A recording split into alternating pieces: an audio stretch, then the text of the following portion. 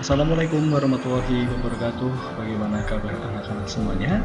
Ya, senang sekali Pak Imam bersama dengan kanal Guru Diso. Kali ini akan memberikan video terkait pembelajaran, yaitu adalah pembelajaran pada tema 6 untuk kelas 5, panas dan perpindahannya. Pada kesempatan kali ini kita akan belajar pada subtema 2 dan pembelajaran 1.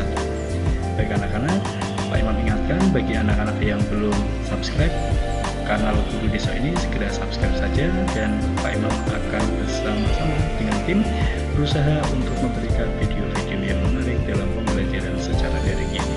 Baik anak-anak, kita mulai saja pembelajaran pada hari ini.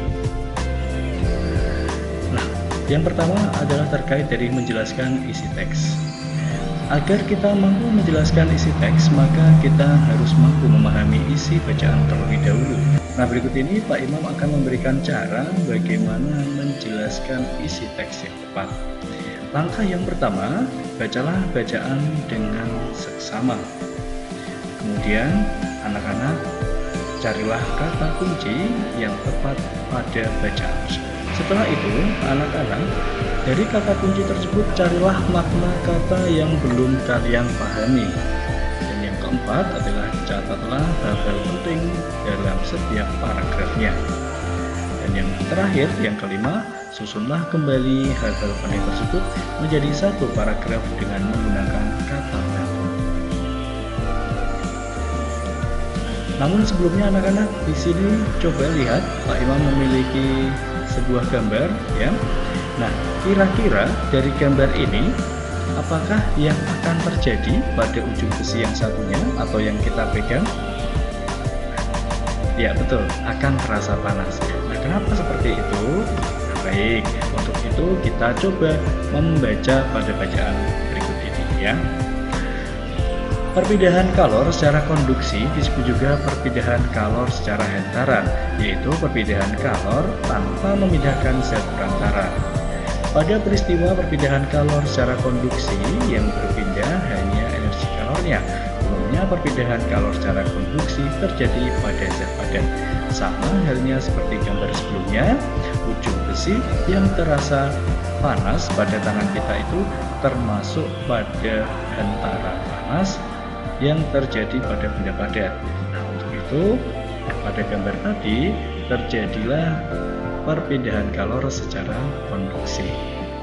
Karena pada ujung yang satunya yang kita bakar, namun ternyata ujung yang kita pegang juga terasa panas. Baik anak-anak, kita lanjutkan bacaannya. Peristiwa konduksi dapat diumpamakan dengan kegiatan memindahkan buku secara estafet yang dilakukan oleh kamu dan teman-temanmu. Buku yang dipindahkan secara estafet kita umpamakan sebagai kalor dan orang yang memindahkan sebagai zat perantara.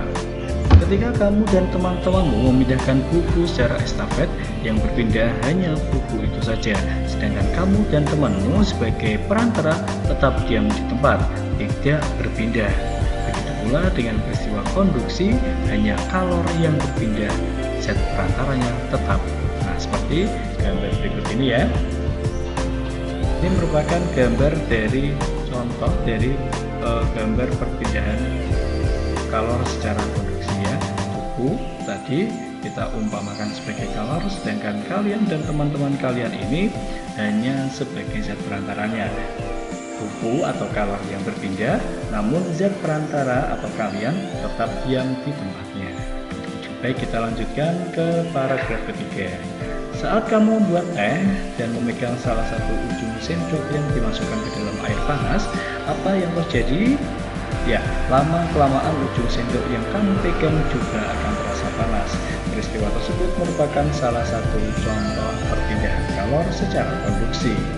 Pada perpindahan kalor secara konduksi, kalor akan berpindah dari benda bersuhu tinggi menuju benda yang bersuhu rendah. Ingat ya anak-anak, ya, pada perpindahan kalor, ini kalor akan berpindah dari suhu yang tinggi menuju ke suhu yang rendah. Selanjutnya, peristiwa konduksi juga dapat kamu jumpai saat kamu memasak. Pada saat kamu menggoreng, ujung spatula yang kamu pegang akan terasa panas, walaupun ujungnya tidak bersentuhan dengan api kompor. Setrika listrik merupakan alat yang cara kerjanya menggunakan prinsip perpindahan panas secara konduksi. Ketika setrika dihubungkan dengan arus listrik, maka arus listrik akan mengalir melalui elemen-elemen panas. Panas dari elemen yang akan berpindah ke bagian alat besi setrika yang lebih tebal. Baik, dari bacaan ini anak-anak, selanjutnya kita akan mendata hal-hal penting dari bacaan tadi. Nah, di sini anak-anak Pak Imam sudah memberikan contoh dari daftar penting dari bacaan tersebut. Paragraf yang pertama adalah perpindahan kalor secara konduksi, disebut juga perpindahan kalor secara hentaran. Kemudian yang kedua, pada peristiwa perpindahan kalor secara konduksi, yang berpindah hanya energi kalornya saja. Kemudian yang ketiga, umumnya perpindahan kalor secara konduksi terjadi pada zat padat. Untuk paragraf kedua, peristiwa konduksi dapat diumpamakan dengan kegiatan memindahkan buku secara estafet. Kemudian daftar penting yang kedua pada paragraf kedua, ketika memindahkan buku yang berpindah hanya buku itu saja, sedangkan kamu dan teman-temanmu tidak ikut berpindah. Dan yang ketiga, pada peristiwa konduksi hanya kalor yang berpindah, zat perantaranya tetap, ya. Untuk yang ketiga, daftar pentingnya yang pertama adalah saat kamu membuat teh dan memegang salah satu ujung sendok akan terasa panas. Sedangkan yang kedua, perpindahan kalor secara konduksi, kalor akan berpindah dari suhu tinggi menuju suhu yang lebih rendah. Dan yang keempat, peristiwa konduksi dapat dijumpai saat kita memasak. Selanjutnya, daftar penting yang kedua, pada saat menggoreng, ujung spatula akan terasa panas walaupun ujungnya tidak bersentuhan dengan api kompor. Untuk paragraf yang kelima, daftar pentingnya adalah setrika listrik menggunakan prinsip perpindahan panas secara konduksi.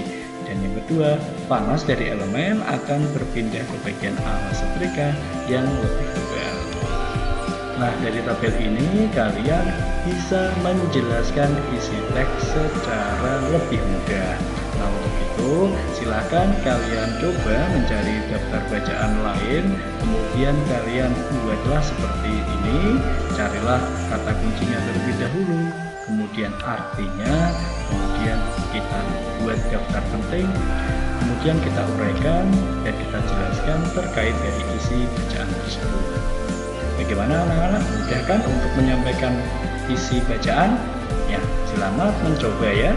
Setelah ini silahkan anak-anak bisa mencobanya sendiri di rumah.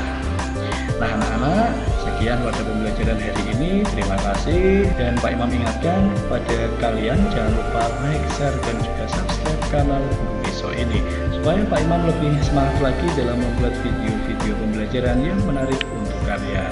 Pak Imam akhiri, terima kasih. Wassalamualaikum warahmatullahi wabarakatuh. Sampai jumpa kembali anak-anak.